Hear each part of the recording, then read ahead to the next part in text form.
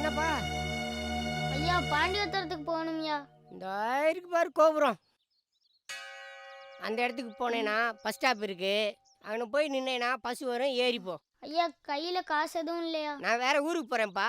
போற வழியில நீ இறக்கி விட்டுருங்கய்யா. அப்படியே நான் கேட்டு போய்க்கிறேன்யா. சரி ஏறிக்க, நான் போற வழியில இறக்கி விட்டுறேன். சரியா? பார்த்துப்பா, பார்த்து பார்த்து ஏறுப்பா. ஹை ஹை தா ஹை. என் பாட்டியை பார்க்கணுங்கிற ஆசையில் நான் வீட்டை விட்டு ஓடி வந்துட்டேன். அந்த அவசரத்தில் அவங்க கொடுத்த 100 ரூபாயை கூட எடுக்க மறந்துட்டேன்.